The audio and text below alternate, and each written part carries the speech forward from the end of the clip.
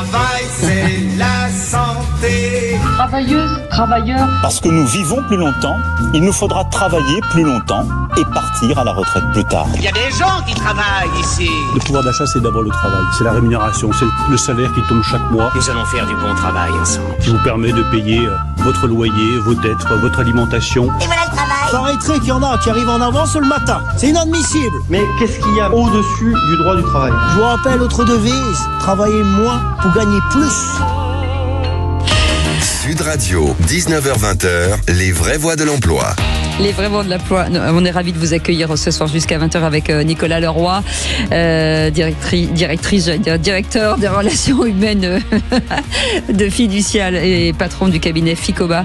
Et on va revenir sur l'emploi des jeunes. Comment les jeunes perçoivent-ils leur avenir professionnel dans un monde incertain, mouvant et parfois anxiogène? Comment les entreprises, les institutions et les experts peuvent-ils répondre à cette génération en quête de sens, de repères et d'impact? On va en parler avec nos invités, cher Nicolas. Alors les invités en studio, on a Adrien Ledoux qui est le CEO et fondateur du Job Teaser. Bonsoir Adrien. Bonsoir. On a David Brust, directeur des relations écoles et institutionnelles du Club Med. Bonsoir. Et Caroline Loisel qui est conférencière, experte et auteure du Futur du Travail. Bonsoir. Caroline. Bonsoir. Merci d'être avec nous. Allez, c'est les vraies voix de l'emploi. Bienvenue à tous. Les vraies voix Sud Radio. Et on va commencer avec vous, Adrien Ledoux. Merci d'avoir accepté notre invitation. Vous êtes CEO et fondateur de Job Teaser. Donc, c'est une start-up qui maintenant perdure, puisqu'elle a été créée en 2009 maintenant, exactement. Donc, ça fait quelques années. Quelques années. Aujourd'hui, alors qu'on rappelle que cette plateforme, alors moi, ce qui m'intéresse toujours, c'est de dire finalement comment elle naît, cette plateforme. Elle est née de notre histoire personnelle. En fait, on était en conseil avec mon associé Nicolas. Et un soir, on travaillait ensemble sur la même mission. Et je lui ai dit, mais comment t'as choisi le conseil? Il m'a dit un peu par hasard, et alors que je suis dans une école d'ingénieur. Et moi, c'était un peu la même chose. Ma passion, c'était plutôt le cinéma. Donc, rien à voir. Et on se dit, c'est fou de faire un choix aussi important que la première entreprise, le premier métier, et d'avoir aussi peu d'informations pour le faire. Alors, je sais pas comment vous êtes arrivé des RH ou travailler dans le monde des médias, de la radio, mais c'est pas facile comme choix. Et on s'est dit, il manque un outil pour guider les étudiants. Et assez vite, on s'est rendu compte qu'on n'était pas tout seul, qu'il y avait beaucoup d'étudiants qui étaient perdus, qui savaient pas quoi faire. Et c'est pour ça qu'on a décidé de se lancer. Aujourd'hui, c'est une plateforme européenne, puisque vous adressez, en tout cas sur cette plateforme, énormément d'écoles et d'universités. Exactement, puisqu'on a un modèle assez unique. Notre métier, c'est de permettre la rencontre entre les entreprises et les étudiants, pour être sûr qu'ils trouvent la meilleure insertion possible. Et on travaille avec les écoles et universités qui offrent cette plateforme à leurs étudiants. Et on en a effectivement 800.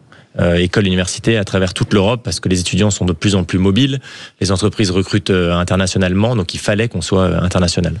Alors vous avez réussi un peu un exploit, parce qu'aujourd'hui tous les étudiants de France qui sont d'école d'ingénieur ou d'école de commerce utilisent Job Teaser, donc vous avez un quasiment monopole sur ce segment-là. Alors c'est vrai qu'on a une chance, c'est que comme on a l'ensemble des écoles et universités en France, c'est un réflexe pour l'étudiant de faire confiance à son établissement et d'aller consulter ce que son école propose. Donc il y a toujours l'option pour un étudiant évidemment de voir d'autres plateformes, mais c'est quand même un réflexe et c'est là où il va en premier parce qu'il a confiance. Il y a un baromètre qui est sorti en 2023-2024, baromètre carrière de chez vous, Job Teaser. 42% des étudiants considèrent cette étape comme particulièrement complexe. Qu'est-ce qui est complexe finalement? C'est-à-dire qu'on ne sait pas ce qu'on veut faire vraiment et on n'est pas vraiment orienté. C'est comme on en parle souvent dans cette émission, le conseil d'orientation quand on est à l'école, où on nous dit finalement il y a 20 métiers, mais en plus il y a tellement de métiers aujourd'hui. Oui, alors en fait dans l'orientation il y a plusieurs étapes. La première, c'est bien se connaître déjà. Sans se mentir. Ouais, sans se mentir. Et à cet âge-là, on se connaît pas. En fait, on ne sait pas quels sont mes leviers de motivation, quelles sont mes valeurs. Donc déjà, il y a un problème et il y a de l'anxiété là-dessus. C'est en fait qui je suis et on est en construction. Donc ça, c'est la première étape qui est souvent un peu dysfonctionnelle. Et la deuxième, c'est aussi savoir quelles sont mes options, ce dont vous parlez, c'est-à-dire quels sont les secteurs, quels sont les métiers, quelles sont les entreprises qui recrutent. Et là, il y a souvent une difficulté, en tout cas, à avoir l'information. Et ça les stresse un peu parce que, en plus, on parle d'accélération des nouveaux métiers, maintenant c'est l'IA. Donc tout ça fait que ça leur paraît un peu nébuleux. Il y a une infinité des possibles et parfois ils sont un peu perdus, oui. Caroline Loisel, vous êtes conférencière, experte et auteure du Futur du travail.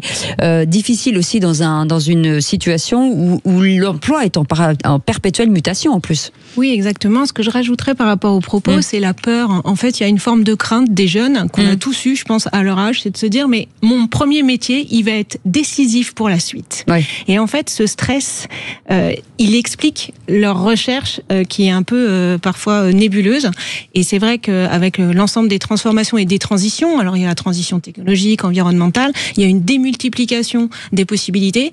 Alors c'est bien, mais c'est comme dans un grand supermarché quand vous êtes devant le rayon avec plein de produits, c'est un peu lequel panique. Ouais, et en plus, ce qui est nouveau par rapport à moi, ce que j'ai connu, c'est que on dit aux étudiants ce que vous allez apprendre risque d'être obsolète au moment où vous rentrez sur le marché du travail. Ah bah oui, en fonction des métiers, oui. Ouais, et de plus en plus, puisqu'il y a une accélération de la création de nouveaux métiers et de l'obsolescence des compétences.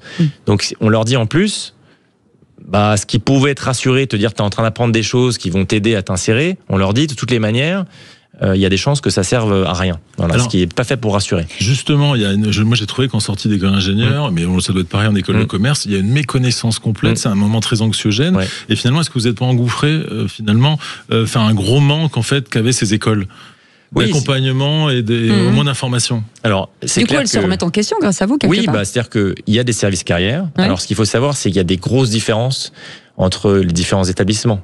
Il y a des écoles de commerce qui vont être plus avancés avec des services carrières plus grands, mais en Angleterre, ils sont 80 à 90 dans ces services carrières, alors qu'en France, ils sont peut-être 20 dans certaines écoles de commerce, et dans certaines universités, ça va être moins. Donc il y a des moyens qui sont différents. Et ils essayent, il y a beaucoup de choses qui sont mises en place, le forum, des moments de rencontres avec entreprises, mais là, ça accélère tellement qu'ils ont besoin, disons, de tierces comme nous, pour leur dire, on voit beaucoup de données, et on va vous montrer c'est quoi les nouveaux métiers, c'est quoi les nouvelles entreprises qui recrutent, pour aider l'école à adapter ses cours. Parce que si tes cours sont pas adaptés aux besoins des entreprises, c'est compliqué. Tu formes les étudiants vers parfois des voies où il n'y a pas de besoin. Débouchés. C'est quoi les plus grandes erreurs d'orientation ? Est-ce qu'on a un baromètre là-dessus ? Alors, ce qu'on voit, nous, c'est clair, c'est que l'erreur classique, c'est je ne me connais pas bien, je suis une mode, ou je suis ce que la société dit qu'il faut faire, ou que mes parents veulent que je fasse, et je me rends compte, c'est terrible, c'est que quand j'ai 20-25 ans, je me pose pas toujours ces questions-là, et c'est après à 30 ans que je suis pas au bon endroit, ce qui peut amener à un burn-out, parce que je suis pas aligné avec qui je suis. Donc ça, c'est une des erreurs classiques. Et après, l'autre chose que je trouvais étonnante, c'est qu'il y a une manque d'information côté étudiant sur où est-ce qu'il y a des besoins et où est-ce que c'est très compliqué parce qu'il n'y a pas d'offre. Et ça, les étudiants ne le savent pas toujours. Et donc l'erreur, c'est je me forme pendant 3, 4, 5 ans et en fait j'arrive et en fait les entreprises n'ont pas besoin, c'est une voie de garage et on est toujours étonné que cette information soit pas fluide, parce qu'on les connaît, les secteurs qui sont pénuriques, qui n'arrivent pas à recruter et ceux qui au contraire ont trop de candidatures. Je donne juste un exemple pour terminer, mais en finance, c'est là où les étudiants d'école de commerce postulent presque le plus.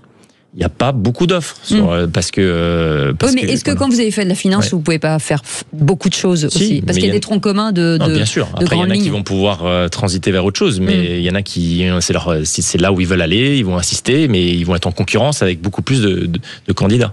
Et vous avez l'impression d'avoir changé les règles du jeu quelque part ? Alors on essaye, et je pense que un des éléments les plus importants, c'est leur faire découvrir des métiers qu'ils connaissent pas.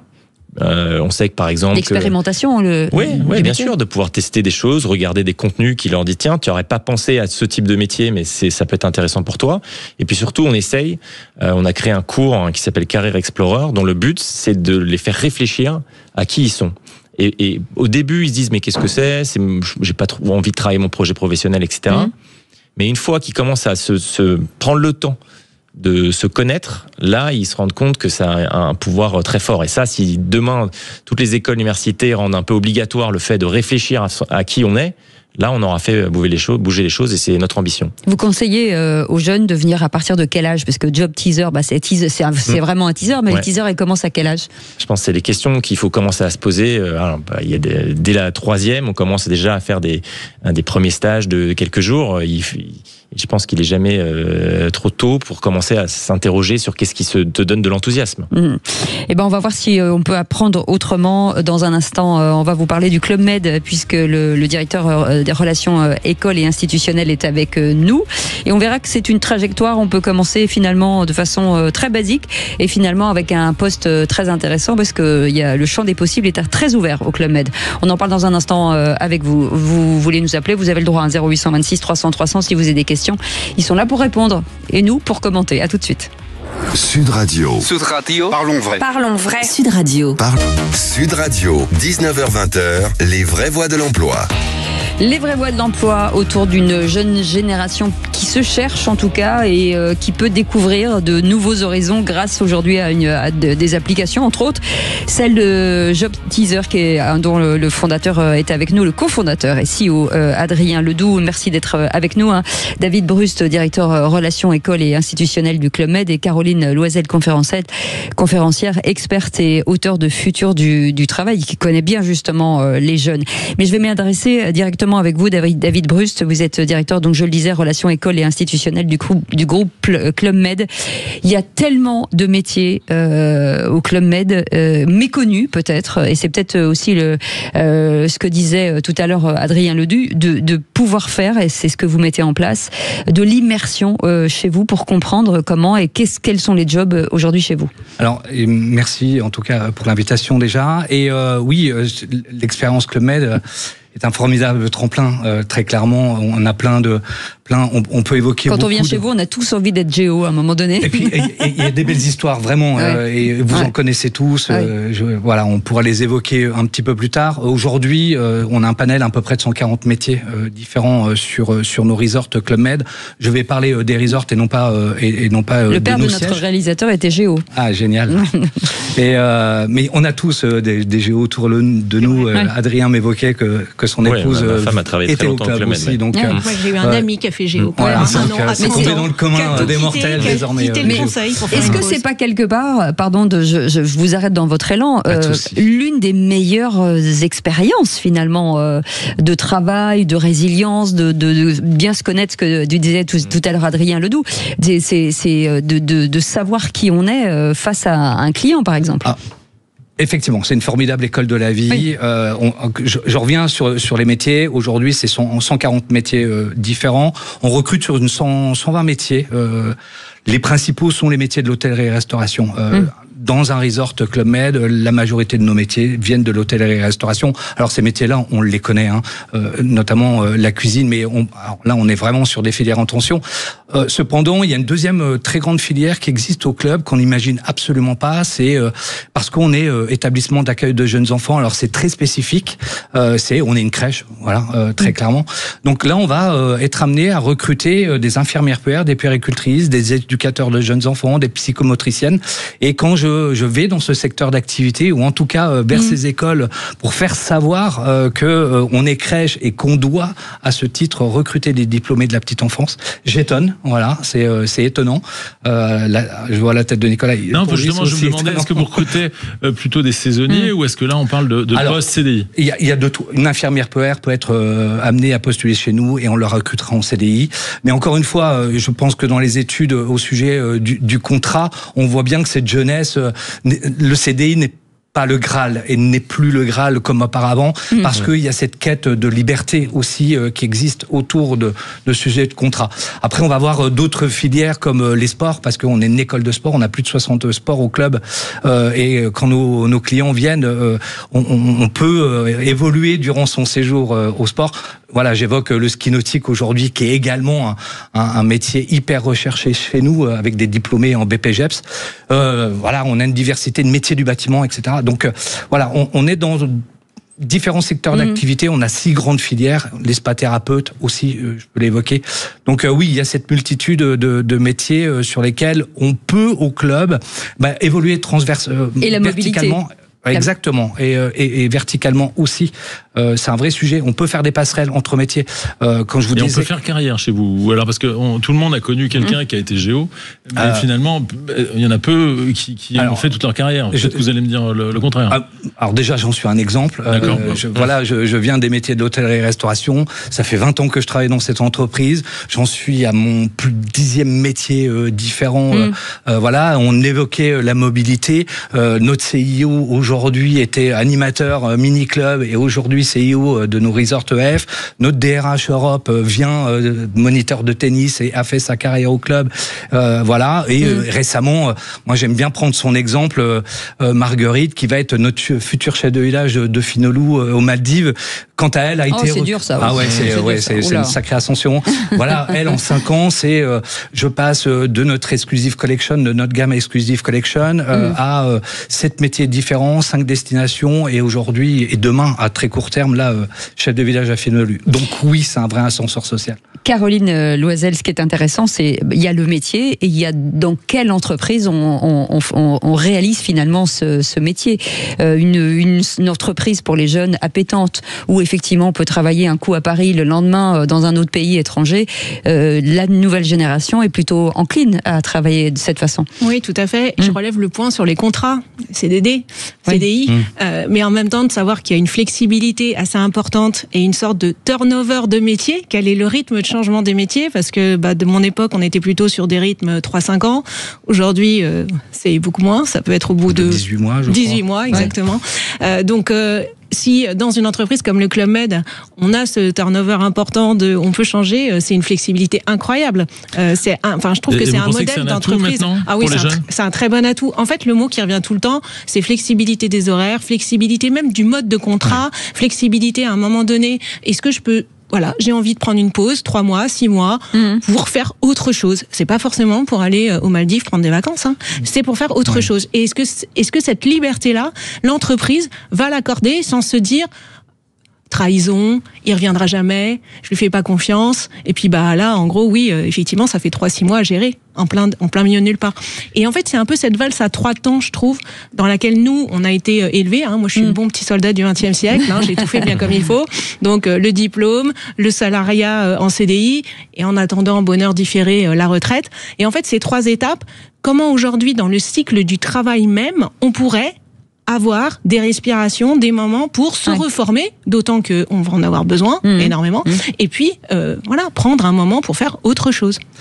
C'est des enjeux, alors, vous l'évoquez, flexibilité, égale liberté aussi, ça fait partie des valeurs du club, et trouver cette agilité entre le rythme, effectivement, est un vrai enjeu. Trouver le bon équilibre entre stabilité d'une saison à l'autre. C'est les mêmes gens qui reviennent, ou comme dit Caroline, ils prennent une respiration et reviennent après chez vous l'année d'après? Entre l'été dernier et cet hiver, on a plus de 60% qui sont revenus avec nous. Donc c'est des gens qui font leur vie en fait comme ça. Oui, je suis fan d'eux et je continue. Mais on a cette chance-là d'avoir effectivement cette liberté de vivre une saison d'hiver et pas une saison d'été. Inversement, flexibilité de faire une pause ou pas. Je peux évoluer ou pas. Donc il y a cette grande liberté. Je peux changer de métier. Je suis ski pro shop l'hiver et je retourne au ski nautique l'été. Donc on offre cette diversité-là et ce qui permet aussi nous d'engager nos collaborateurs d'une manière différente. À condition, bien sûr, qu'il y ait cette envie d'apprendre, surtout, parce que c'est un vrai sujet. Il y a des entreprises qui maintenant assument le fait qu'il y ait des employés qu'ils appellent boomerang dans leur politique de recrutement. C'est-à-dire que c'est assumé. Avant, c'était un peu caché d'avoir trop de départs et que c'était pas prévu et piloté. Maintenant, ça peut être assumé de dire, chez nous, vous pouvez venir 2-3 ans, notamment les métiers de conseil et d'audit, repartez à un moment chez le client et revenez 3-4 ans après chez nous. Ça devient assumé parce que ça a un argument qui va faire que le candidat va venir dans l'entreprise. Est-ce que quand on est jeune et par exemple qu'on vient sur votre plateforme, est-ce qu'on se dit que ce sont des métiers, une jeunesse parle de métiers alimentaires ou de métiers plaisir?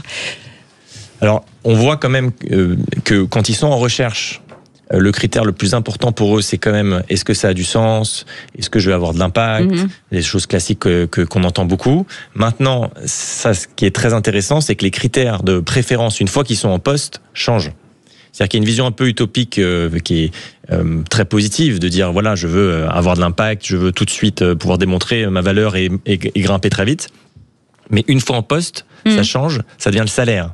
qui est le critère numéro 1. Parce que là, je réalise que je commence peut-être à construire une famille, j'ai peut-être une dette à rembourser pour mes études. Un peu d'ambition aussi. Voilà, oui. Ouais, exactement. Et tout d'un coup, les critères s'inversent et tous les critères qu'on voyait numéro 1, qui sont épanouissement au travail, qui sont la relation aux collègues, équilibre vie privée, restent importants. Mais en fait, ils sont en léger recul dans l'étude qu'on a faite. C'était 6000 quand même répondants. Et c'est le salaire qui monte. Donc peut-être pas au début, mais après, une fois que je suis en poste, là, le côté j'ai quand même besoin d'un job pour gagner ma vie devient primordial. Est-ce qu'on fait des allers-retours aussi au Club Med ? Est-ce qu'on fait sa jeunesse au Club Med pour apprendre ce qu'on apprend, ce dont on parle les DRH souvent, le savoir-être, finalement savoir naviguer en tout cas dans différents services. On part et on revient peut-être à des postes un peu plus capés au Club Med. Ça arrive. Ouais. Vraiment, il y a cette liberté. On a la majorité de nos contrats sont saisonniers, donc il y a cette liberté. Faire une saison d'été dans une autre entreprise sur la côte, dans un autre typologie d'établissement, l'expérience est belle parce qu'il y aura toujours un savoir-faire acquis, il y aura toujours des compétences acquises à travers ces différentes expériences. Et au contraire, je trouve que c'est très apprenant la diversité des expériences. C'est comme ça qu'on grandit finalement. Mais il y a un point qui est quand même important, parce que j'ai échangé avec des dirigeants de PME. Ces options-là de mobilité sont moins faciles dans une PME. Le coût du recrutement est important, et donc c'est un challenge parce que pouvoir offrir, ce qui est exceptionnel, diversité de parcours au Club Med, la PME elle peut pas trop offrir autant de parcours possible. C'est compliqué. Le coût du recrutement est important, et donc les enjeux sont différents. Allez, on va en parler dans un instant. Restez avec nous. Merci d'être avec nous. En tout cas, on parle de ce travail et puis des jeunes. Si vous voulez réagir, vous êtes les bienvenus au 0826 300 300. Aude, très souriante, vous attend. À tout de suite. Sud Radio. Sud Radio. Parlons vrai. Parlons vrai. Sud Radio. Parlons vrai. Sud Radio, 19h-20h, les vraies voix de l'emploi. Les vraies voix de l'emploi ce soir avec notre ami Nicolas Leroy, qui est DRH. C'est un peu mon patron quand même. Quoi, Nicolas ? Il se moque à chaque fois. Non, je me moque pas, vous êtes un peu mon chef de service. J'ai envie de dire, écoutez, qu'est-ce que je vous dis, c'est comme ça. En tout cas, autour de cette table, Adrien Ledoux est avec nous, CEO des fondateurs de Job Teaser, Caroline Loisel, conférencière experte et auteur de Futur du travail, et David Brust qui est avec nous, directeur relations écoles et institutionnelles du Club Med. Je reviens avec vous, Caroline Loisel, parce que est-ce que finalement les jeunes ont autant disrupté entre guillemets le travail comparé à nous, par exemple? Est-ce que nous, on était un peu plan-plan, on rentrait dans une trajectoire et il fallait rester 40 ans dans la même entreprise, sinon on n'était pas bon. Ensuite, il y a eu toute une période où on disait non, mais c'est bien d'être un peu un after à droite et à gauche et machin. Après, on nous dit oui, c'est quand même pas mal de rentrer dans une entreprise et de gravir les échelons. On en est où aujourd'hui? Vous n'avez pas de micro, allez-y. Nous, on était plus formatés, je pense. Ouais. Il y a 30 ans, moi j'en ai 50, donc on était plus dans un modèle, n'est-ce pas? On était plus dans un modèle de la réussite unique. Et ce modèle de la réussite, il disait 3 choses. Il disait diplôme, ascension sociale, et il disait famille aussi. Et ces 3 éléments-là, aujourd'hui, sont largement bousculés par les jeunes, mais j'ai plutôt envie de dire par les jeunes dans un monde d'aujourd'hui. Donc c'est pas eux en tant que jeunes, c'est eux dans une époque qui se transforme complètement, et on n'est pas du tout dans les mêmes repères. Donc le travail, à la limite, reste encore un des repères qui existent, je trouve, aujourd'hui, en tous les cas, un lieu de refuge, un lieu potentiellement où il y a de l'entraide, où il y a des liens collectifs qui se font.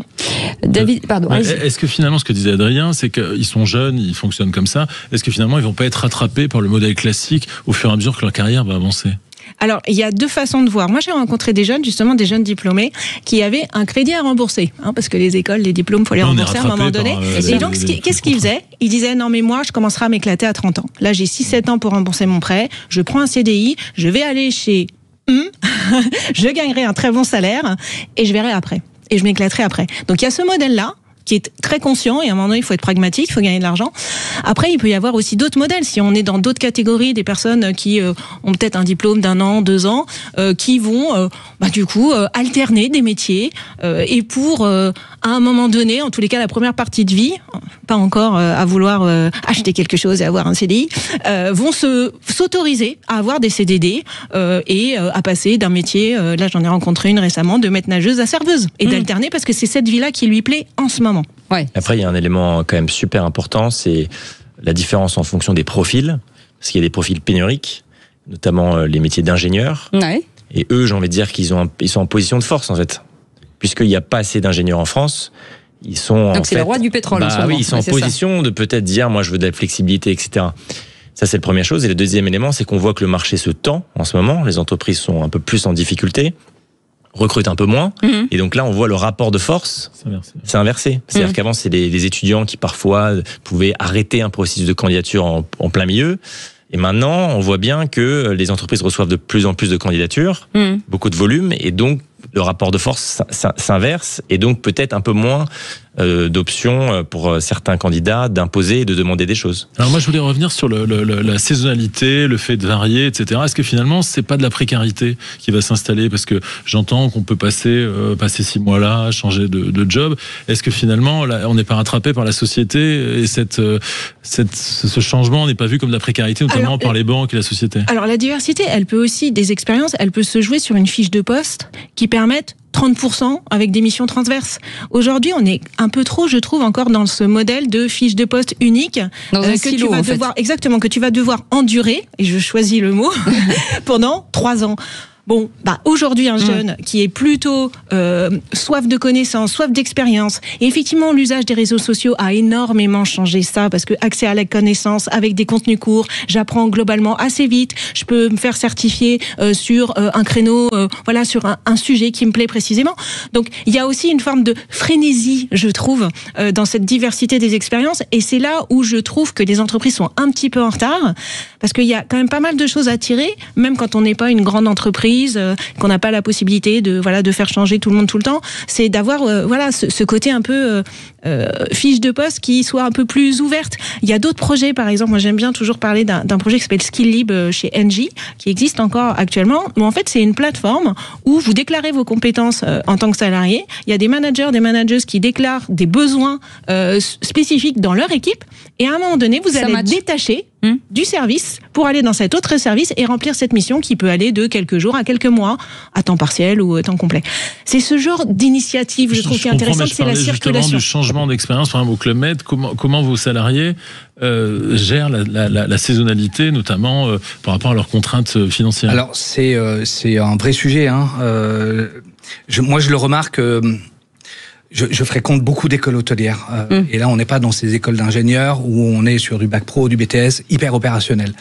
Il y a une quinzaine d'années, la saisonnalité, c'était aussi le Graal. Le voyage et la saisonnalité étaient quelque chose d'hyper recherché. Ce que je remarque aujourd'hui en rencontrant cette jeunesse, c'est que... ça ne sonne pas à leurs oreilles, cette saisonnalité. Le voyage parle, mais être saisonnier, parce que avant d'être cuisinier, on est saisonnier. Et c'est un vrai métier, la saisonnalité. C'est quelque chose d'intense, de puissant, de très formateur, dans lesquels on fait énormément de rencontres. À mon grand regret, et c'est un peu mon cheval de bataille, de redorer ce blason de la saisonnalité, parce que elle a une importance dans notre société. Pourquoi elle a une importance dans notre société? On voit bien que le tourisme, aujourd'hui, représente une grosse part du PIB de la France. C'est 800 000 emplois saisonniers en France. C'est 60 000 postes qui ne sont pas pourvus chaque année. Et c'est un chiffre d'affaires monstrueux pour la France. C'est 8% sur la Savoie du PIB de la Savoie, la saisonnalité. Donc, je pense qu'aujourd'hui, c'est un sujet sur lequel il faut se repencher, redorer ce blason, parce que oui, on a encore des saisonniers avec leur CDD qui se présentent à la porte de la banque et qui on leur fait comprendre non, mais ta situation est un peu précaire, ça va être compliqué, alors que et encore une fois, j'ai beaucoup d'exemples de personnes qui travaillent au club. Nous, on a un package sociétal qui permet d'être pris en charge complètement, le logement, la nourriture. Donc on parle de pouvoir d'achat aujourd'hui. Et ça, c'est juste exceptionnel dans notre société de pouvoir. Son salaire net, c'est comme la météo, c'est le salaire ressenti et le salaire net, c'est le même. Donc, il n'y a pas de décalage. Et la saisonnalité, elle est double. C'est-à-dire qu'elle est hiver et été. Donc, c'est à l'année, presque. Le modèle du club, il recrute toute l'année. En fait, souvent, on assimile saison égale été-hiver. Ouais. Non, c'est pas le cas. Aujourd'hui, en ce moment, on est dans un chassé-croisé qui est l'hiver continu. On ouvre des villages de printemps. Donc, on sort des gens de la montagne en ce moment, qu'on remplace parce que nos villages sont encore très, très bien remplis. Et ils prennent un peu de temps de vacances et pour enchaîner sur ces villages de printemps, destination la Grèce, la Sicile et toute ces belles destinations et ces beaux resorts, pour ensuite faire une saison d'avril jusqu'à novembre. Et souvent, on nous dit « laisse-moi souffler au mois de novembre », alors que nous... là, on vendait bien la saisonnalité. Là, et c'est le cas. C'est une expérience formidable et unique, très clairement. Allez, on fait une petite pause, on revient dans quelques instants. Soyez les bienvenus, on est ensemble jusqu'à 20h. À tout de suite. Sud Radio, c'est vous qui donnez le ton. Pourquoi est-ce que vous aimez Sud Radio, Yamina ? Parce qu'il y a une liberté de ton, parce qu'on donne la parole à ceux qui n'ont pas l'habitude de la prendre, puis à toutes les opinions qui s'expriment. Sud Radio, parlons vrai. Sud Radio, 19h-20h, les vraies voix de l'emploi.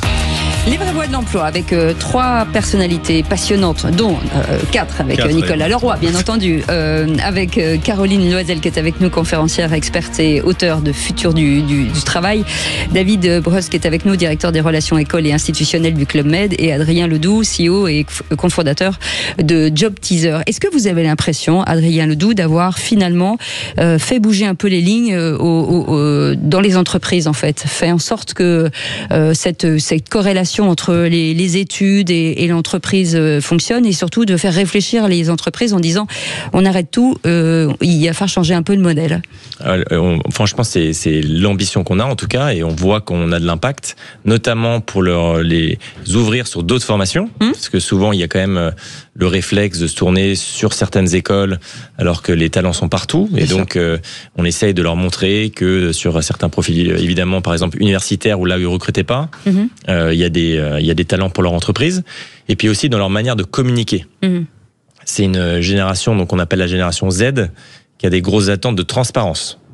Et un discours qui va être trop marque employeur, c'est-à-dire trop marketing, où on n'y croit pas, où je suis beau, je suis gentil. C'est la publicité, au jour où maintenant les étudiants ont accès aux notations, où tout est basé là-dessus.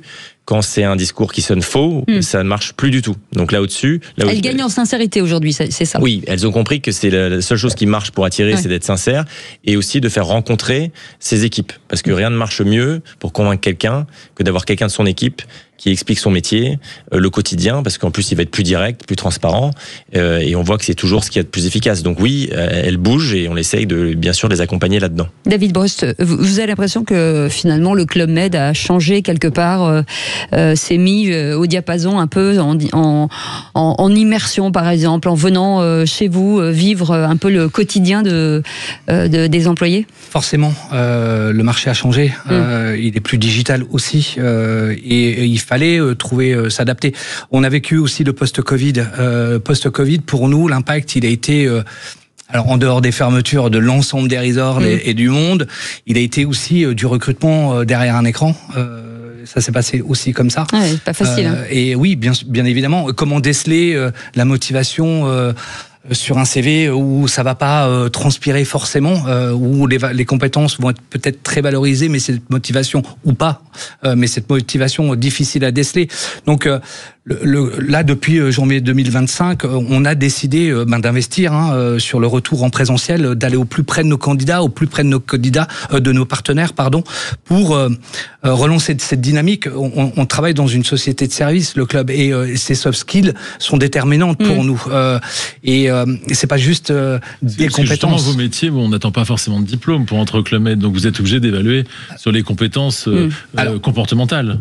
Alors, oui, on n'attend pas forcément un diplôme. Cependant, j'ai quand même évoqué avec vous certains métiers où ils sont indispensables, et c'est là où il faut trouver ce bon équilibre. En revanche, avec notre montée en gamme, il a fallu aussi aller chercher de l'excellence, des attitudes, des postures, et cette notion de qualité de service et du sens du détail qui est aujourd'hui importante. Et Ça, il faut le déceler. Et comment le déceler? C'est le retour en présentiel. L'immersif aussi. Comment faire vivre l'expérience Club Med quand on est dans une grande école avec des étudiants en restauration. On fait du live direct de nos resorts. Imaginez votre futur lieu de travail. On parlait d'évangélisation tout à l'heure. C'est un peu le cas. Faire parler nos ambassadeurs, faire parler nos alumni, ça fait partie des stratégies, bien évidemment, et le retour en présentiel. Vous faites partie, vous, des entreprises peut-être qui développent un attachement peut-être à la marque, à l'identité de l'entreprise. On parlait tout à l'heure avec Adrien de PME, c'est difficile pour eux d'être attractifs et d'avoir cet attachement. On se dit, quand on travaille au Club Med, il y a quelque chose qui résonne chez soi. Alors, il y a 2 sujets sur lesquels vous évoquez, l'engagement et l'attractivité. Alors, je vais commencer par le sujet de l'attractivité. Beaucoup de monde connaît la marque Club Med. Je l'évoquais avec vous. Tout le monde, ça parle, Club Med. C'est tombé dans le langage commun. Cependant, on se rend compte qu'on a tout de même un déficit de notoriété sur certaines cibles. J'évoquais la petite enfance avec vous. Faire connaître qu'on est structure d'accueil de jeunes enfants, c'est un vrai, c'est fastidieux. Et le deuxième sujet, c'est comment nous pouvons aujourd'hui. Le sujet de l'engagement, c'est 93% de nos collaborateurs parlant bien de l'entreprise et la recommandent. Donc, on mène des enquêtes, on appelle Geo Voice et on se coopte les uns les autres. Et on se coopte. Il y a un taux de transformation qui est quadruplé par rapport à notre site carrière. Donc oui, il y a des vrais impacts sur la cooptation et derrière et des impacts indirects comme la baisse du turnover ou la satisfaction client, parce que on s'engage encore une fois à recommander quelqu'un. Donc derrière, il y a des avantages non négligeables et des impacts sur le business, parce que oui, un coût de recrutement, c'est important. Caroline, est-ce que vous pensez justement que les jeunes sont de plus en plus attirés justement par cette notion d'engagement, certes, mais aussi est-ce qu'ils vont pas être en recherche permanente, on va dire de la bonne étoile en fait de les entreprises maintenant sont notées comme des restaurants. Est-ce que finalement on va pas vers un monde un peu tout digital où les jeunes vont regarder comme un restaurant une entreprise? Au Black Mirror. Moi, ce qui me rassure en tous les cas en vous écoutant, c'est que on n'entend pas parler de entretien en vidéo à distance avec une IA. Donc déjà, je me sens très très bien. Donc voilà, avec du lien humain, bien sûr. Et par rapport à votre question, c'était quoi justement? Est-ce que finalement c'est bien de noter, de faire des lives, etc. Mais finalement, est-ce qu'on va pas se retrouver avec un choix d'entreprise finalement comme un restaurant? On va regarder les étoiles, les lives, et ça perd un peu en sincérité, ce que disait Adrien. Je pense. Non, mais en même temps, c'est ce qu'on fait tous maintenant, parce que les notes des Airbnb, on les regarde. Donc moi, je trouve ça assez. C'est un élément en plus. Ça permet la transparence. Non, mais ça permet la. Mais est-ce que c'est la vraie transparence? Ça permet la. Parce que je vois que les entreprises travaillent leurs notes. Oui, mais bien sûr, mais avoir des avis, d'accord. Mais enfin, on a quand même des vrais avis. C'est censé être des vrais salariés qui le déclarent. Moi, je trouve que c'est une donnée. Enfin, en tous les cas, c'est des informations qu'on a en plus. C'est un début. Mais est-ce que le mot avec l'entreprise et son employé, c'est pas la confiance aujourd'hui? C'est quelque chose qui perdure depuis des années. Avoir se faire confiance les uns et les autres. Mais par contre, c'est pas la phrase la confiance n'exclut pas le contrôle. C'est la confiance. Oui, parce que je déteste cette phrase. Vous la connaissez. Ah bah oui, mais moi c'est où on fait confiance, on fait pas confiance. Nous, en tant qu'entreprise, on devient un peu esclave de cette note. Oui, parce que maintenant, les étudiants, en tout cas, vont forcément consulter cette note pour prendre une décision. Et le travers qu'il peut y avoir, c'est souvent les mécontents qui s'expriment le plus là-dessus. Donc c'est pas complètement toujours hyper représentatif. Maintenant, on voit que c'est l'élément déterminant. Et avant, on pouvait sur l'image, la marque, donner envie et que c'était pas forcément la réalité. Maintenant, c'est plus possible. Donc il faut s'adapter. Sincérité. Transparence. Ouais. C'est là où les collaborateurs, c'est encore mieux probablement que juste la notation. Parce que quand on parle en direct avec quelqu'un qui est dans l'entreprise, forcément c'est plus direct quoi. Et il y a plus de confiance et c'est ça qui marche le mieux. C'est toujours ce qui fonctionne, c'est de pouvoir rencontrer quelqu'un dans son quotidien et c'est là où j'ai confiance. Et dans des lieux informels et dans des occasions informelles, c'est Monoprix aussi qui fait ça. Donc il y a pas forcément, il y a quelques offres qui sont là, mais en fait vous venez et c'est pour rencontrer des personnes de différents métiers. Decathlon aussi le fait beaucoup. Donc moi ça me rassure parce que venez comme vous êtes. Exactement. En fait. Mais à l'heure du tout digital, comment on recrée des opportunités de liens humains? Ça peut être du speed dating, mais voilà du lien en vrai, parce qu'effectivement tout ce qui est comportement relationnel devient aussi important en tous les cas. Je vais pas dire plus, ça dépend des métiers, que les expertises fonctionnelles. Maintenant, il y a l'IA quand même qui arrive, parce que ça va pas aller dans ce qu'on souhaite tous, je pense, parce que en tout cas, il y a du positif, mais il y a aussi des dérives possibles, notamment le fait qu'il y ait moins de liens, parce que les candidats l'utilisent pour postuler. Donc là, on voit qu'au lieu de postuler à 10, 15 entreprises, ça va être 100, 200. Oui, c'est un mailing, quoi. Voilà. C'est un e-mailing. Voilà. Et donc, c'est moins, justement, la rencontre qualitative, en tout cas, quand c'est pas maîtrisé. Et côté entreprise, il y a de plus en plus de candidats. Et certaines entreprises vont utiliser l'IA pour, éventuellement, faire une présélection. Et sur quels critères, c'est pas toujours très clair. Et parfois, on va arriver où c'est une IA qui parle à une IA. Ah oui, c'est pour ça. le recrutement. Voilà. Ouais, donc là, on est loin de l'humain. Alors qu'on nous parle d'authenticité dans le process. Voilà. Donc c'est là où il va falloir faire attention. Ça a des effets positifs, mais il faut faire attention aux dérives. Ne remettons de l'humain dans tout ça. Merci en tout cas 1000 fois Adrien Ledoux d'avoir accepté cette invitation. CEO et fondateur de Job Teaser. Si vous êtes maman ou jeune, je vous incite à aller voir sur ce site. Il y a forcément des choses pour vous. Merci beaucoup David Breus d'avoir accepté cette invitation aussi, directeur relations école et institutionnel du Club Med. Et cette solaire Caroline Loisel qui est avec nous, conférencière, experte et auteure de Futur du Travail. Merci beaucoup d'avoir accepté notre invitation. Dans un instant, le football avec Philippe David. Bonsoir Cécile, bonsoir tout le monde, bonsoir Nicolas. Et que de la gentillesse sur le PSG, soyons clairs. Ah ben le premier module, le PSG champion. Alors on va faire ce bilan. Est-ce que c'est par hasard le plus grand PSG de l'histoire? Zéro défaite. Par hasard. Par hasard, oui, parce qu'on a quand même eu des grands avant quand même. On annule l'émission, on annule. À l'époque où il y avait Rai, Loco, Guérin, Bravo, c'est quand même une belle équipe aussi, non? Absolument. Puis il y a eu avant Daleb, Rocheteau et compagnie. Ensuite, on parlera de l'OM. C'est la question du soir. L'OM est-il en crise? 3 défaites sur les 4 derniers matchs. Vaste programme. Je dis oui. Mais vous êtes très objective. 3e module, on va parler des postulants à la Ligue des Champions et à l'Europe. OM, Monaco, Nice, Lille, Strasbourg, Lyon. Qui est-ce qui va accrocher la Ligue des Champions? Et on finira, vous connaissez Ali, qui c'est les plus forts? Évidemment, c'est les Verts, avec le But Football Club. Mais est-ce que les Verts sont pas en train de descendre en Ligue 2? Parce qu'après le 6-1 pris à domicile par le PSG, ils sont désormais relégables comme le HAC. Le Havre Athletic Club, le plus vieux club français, a battu Nantes. Vous voulez réagir? Le 0826 300 300. Et je vous récupère le dodu demain à 17h, bien sûr, pour les Bravois.